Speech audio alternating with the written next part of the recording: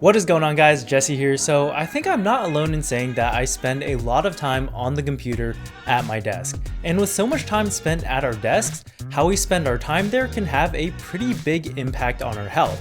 So I think it only makes sense to take the necessary steps to set up the desk space to be as ergonomic as possible. But a lot of us work on laptops as well, which may make you think that your options for adjustment are fairly limited. But there are definitely some steps that we can take to make it more productive and ergonomic that won't break the bank.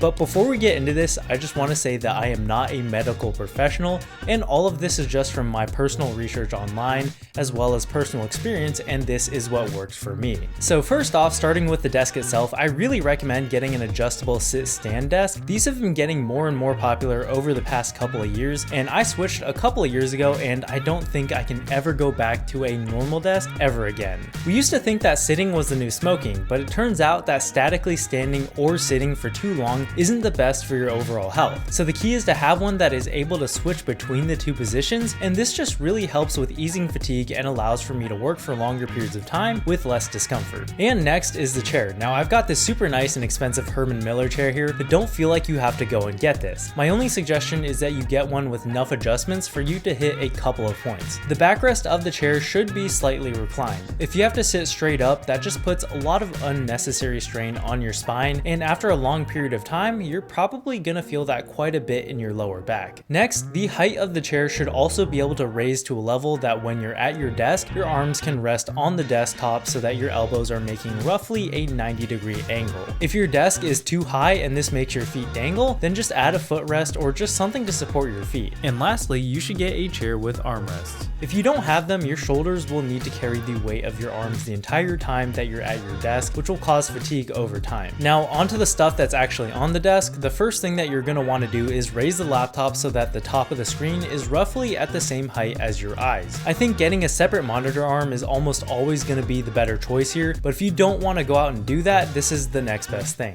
The reason we want to do that though is because if you have the laptop just sitting on the desk, you're going to have to be looking down the entire time, which just puts a lot of unnecessary strain on your neck. I'm using this laptop stand from Grovemade, but if you don't have a laptop stand, you can just use a stack of books or something like that. Now, once we've done that, we're going to need to add an external keyboard and mouse. You can get whatever you want, but I recommend avoiding those chiclet style keyboards because they just don't really offer enough travel distance. Like each time you strike the keys, that's a small impact on the tip of your fingers, and over time that could lead to carpal tunnel. So keyboards with extra travel distance almost act as like a cushion for each of those impacts, and over time that'll reduce the amount of strain that typing causes. Now, one of the issues with these kinds of keyboards though is that because they're higher, it also kind of causes you to tilt your wrists up, which isn't great either. Now, technically the proper way to type is to hover over the keyboard, but over time that can be pretty fatiguing. So in this case, I recommend getting a wrist rest, just something for your palms to rest on that raises them up a little bit. If you don't want to go out and buy a wrist rest, you can just use a rolled up towel or something like that. The key is to position it so that it's really your palms that are making contact with the rest. If you actually put your wrists on there, it'll put pressure on all the arteries and nerves that are located there, which will definitely cause some issues over time. As for the mouse, the one that I use is the Logitech MX Master 3, which I think is amazing and I would highly recommend, but the thing I would really look out for when purchasing a mouse is just to find one that has some amount of tilt to it. So if we look at the MX Master from the front, you can see that it's pretty slanted over to one side, and it's like that for a reason. So if you put your wrists out in front of you so that your thumbs are pointing up and then just rotate them inwards,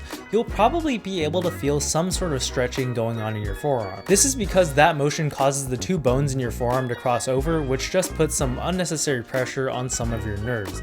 And your arm just really isn't designed to hold that position for long periods of time. So getting a mouse that's kind of tilted over to one side just helps with relieving some of that pressure. So those are my tips for getting your laptop setup more ergonomic, and I hope you guys can implement some of these ideas into your own setup to make your time at your desk more comfortable and more productive. Anyways, that's it for this one. If you learned anything, let me know in the comment section down below.